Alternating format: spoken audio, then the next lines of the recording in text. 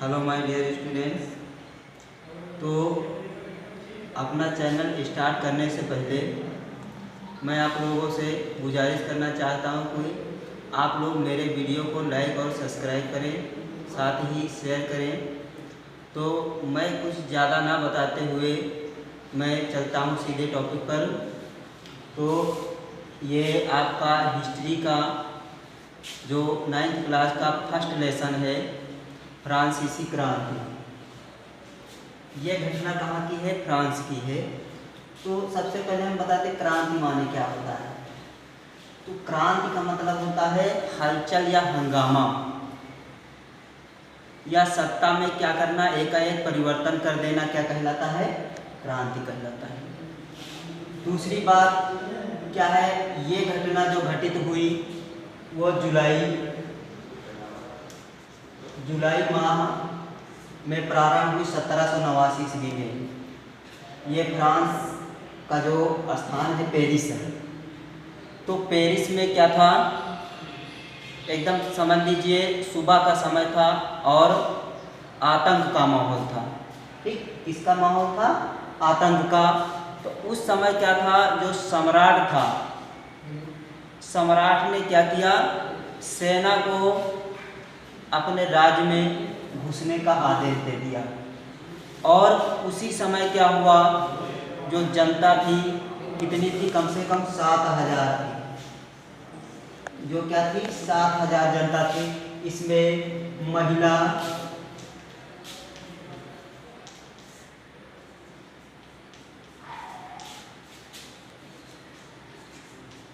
और पुरुष भी सम्मिलित थे। तो इन लोगों ने क्या किया, जो हाल था उसी हाल में प्रवेश कर गए। और हाल में प्रवेश करने के बाद क्या हुआ, उन्होंने एक क्या था, बास्तील था। ठीक, क्या था? बास्तील था। तो बास्तील में क्या किया, बास्तील में ये लोग घुस गए। और घुसने के बाद क्या हुआ, ये क्यों घुसे थे? क्योंकि इन्होंने एक अलग सेना बनाई थी, जो आम आदमी की सेना, ठीक, अपनी स्वयं की सेना बनाई थी। तो इन लोगों को किसकी आवश्यकता थी? हथियारों की आवश्यकता थी। किसकी आवश्यकता? तो हथियारों की आवश्यकता के लिए ये लोग हाल में घुस गए और बास्तील के में पिल गए। और वहां पर क्या हुआ, जो कैदी थे, ठीक, कम से कम कितने कैदी थे? 7 कैदी थे। ठीक, कितने? 7 कैदी। तो 7 कैदियों को क्या किया, इन लोगों ने छुड़ा लिया। जो ये लोग थे, इन लोगों ने क्या किया, 7 कैदियों को छुड़ा लिया। और वहां पर जितने भी हथियार थे, ये हथियार जितने भी थे वहां से लूट लिया। और जो बास्तील का दुर्ग था, ठीक, ये माना जाता था कि यहाँ निरंकुश शासन का एक केंद्र था।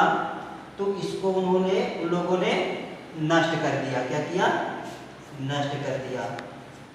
नष्ट करने के बाद इसमें से जितने भी हथियार थे उनको उन्होंने लूट लिया। और आप इस इमेज में देख रहे हैं। उसके बाद हम चलते हैं दूसरा टॉपिक जो है आपका। और यह आंदोलन जो है गांवों तक भी फैल गया।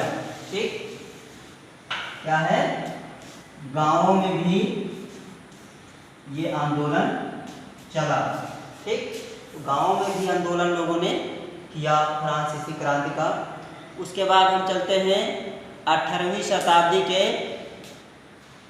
समाज पर। ठीक, जो 18वीं शताब्दी का क्या था, समाज था। ठीक, क्या है? 18वीं शताब्दी का समाज क्या है? 18वीं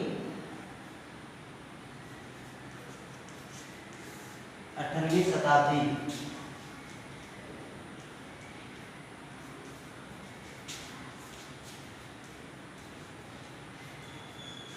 ये 18वीं शताब्दी का क्या है? समाज है। ठीक, तो उस समय जो समाज था वो कितने वर्गों में विभाजित था? ठीक, तो ये सबसे महत्वपूर्ण क्वेश्चन बन जाता है कि क्या है 18वीं शताब्दी में समाज कितने वर्गों में विभाजित था। तो कितने वर्गों में? 3 वर्गों में विभाजित था। उस समय जो समाज था कितने वर्गों में? 3 वर्गों में। तो इसमें से 3 वर्ग थे कौन कौन से? ठीक है, तो इसमें पहला था पादरी वर्ग।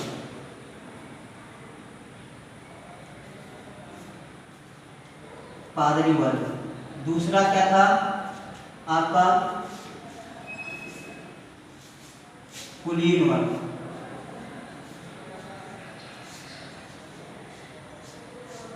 और तीसरा जो था वो क्या था आपका? निम्न वर्ग रख लीजिए।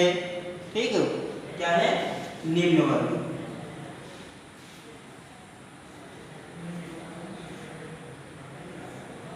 ठीक, तो इसमें से क्या थे? 3 वर्गों में विभाजित था ये समाज। तो इसमें जो थे पादरी लोग क्या होते थे? जो जैसे क्या होते हैं, चर्च होते हैं, तो उसमें जैसे आप लोग फादर का नाम सुना होगा, तो उन्हीं को क्या कहते हैं? पादरी लोग, पादरी कहते थे। तो ये लोग क्या करते थे? पूजा पाठ का कार्य कराते थे ये लोग, पादरी लोग। और साथ ही क्या करते थे?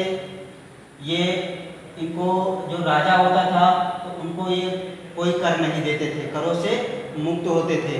तो पहले क्या था समाज में कि जो पादरी लोग होते थे वो अविवाहित होकर सारे कर्म कांड कराते थे। फिर उसके बाद धीरे धीरे चलते चलते क्या हुआ? पादरी लोग क्या हो गए? विवाहित होकर भी ये कार्य कराने लगे। ठीक, जो चर्च से संबंधित जितने भी धार्मिक कार्य होते थे वो शादी विवाह करके भी कराते थे। उसके बाद क्या है? आगे चलते हैं, क्या है?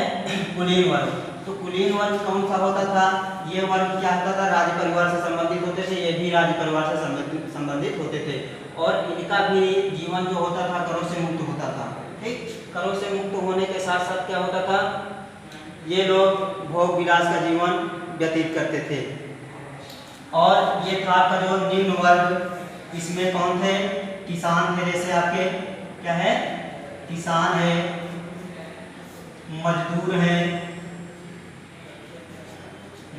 है, और क्या है? शिक्षक समझ लीजिए, शिक्षक भी थे इसमें। और कई लोग हैं, शिक्षक थे, मजदूर थे, और या जितने भी क्या करते थे? सरकारी सर्विस करते थे, ये लोग इसमें निम्न वर्ग में सम्मिलित थे। ठीक, तो इन्हीं लोगों को क्या करना पड़ता था? ये लोग कर देते थे। अधिक से अधिक कर किसको देना पड़ता था? इन्हीं वर्गों को, निम्न वर्ग के लोगों को कर देना पड़ता था। तो जब कर देना पड़ता था इनको, तो हुआ क्या? जो फ्रांस का जो राजा था, क्या था? फ्रांस का जो राजा था,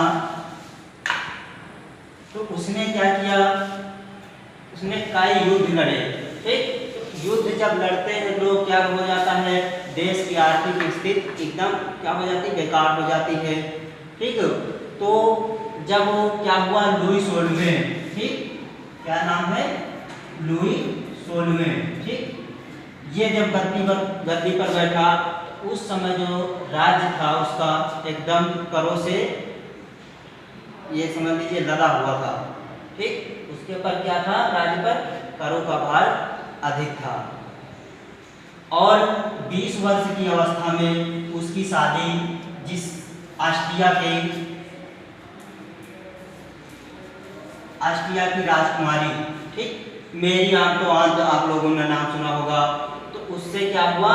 विवाह हुआ था। ठीक, तो लुई 16 की शादी किससे हुई थी? ऑस्ट्रिया की राजकुमारी मेरी आंतोआन से। ठीक, तो मेरी आंतोआन जो थी वो बहुत ही खर्चेलू औरत थी। तो ये समझ लीजिए इतना खर्चा करते थे कि जो उसकी दासियां होती थी 3 के घात 3, इतनी, जैसे क्या है? रानी की क्या होती थी? दासी होती थी, कि दासियों की दासी और दासियों की दासी, इतनी वो क्या होता था? इतना वो धन व्यय करती थी। और जो क्या था? पेरिस राजमहल था, उसकी जो शान शौकत थी उसमें कई अरबों का खर्च आता था।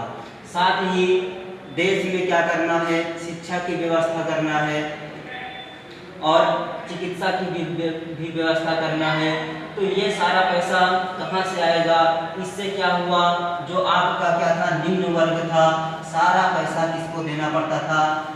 निम्न वर्गों को देना पड़ता था। क्योंकि हमने इससे पहले बताया है कि जो कुलीन, वो पादरी वर्ग होते थे, कुलीन वर्ग होते थे, वो करों से मुक्त होते थे। लेकिन सारा कर किसको देना पड़ता था? निम्न वर्ग के लोगों को। तो जिससे क्या हुआ, पेरिस में ये शान शौकत और महारानी क्या थी, ऑस्ट्रेलिया की जो राजकुमारी थी, मेरी आंतोवांत, तो इतना अधिक कर बढ़ जाने के कारण लोगों ने क्या किया, क्रांति का मार्ग अपना लिया। ठीक।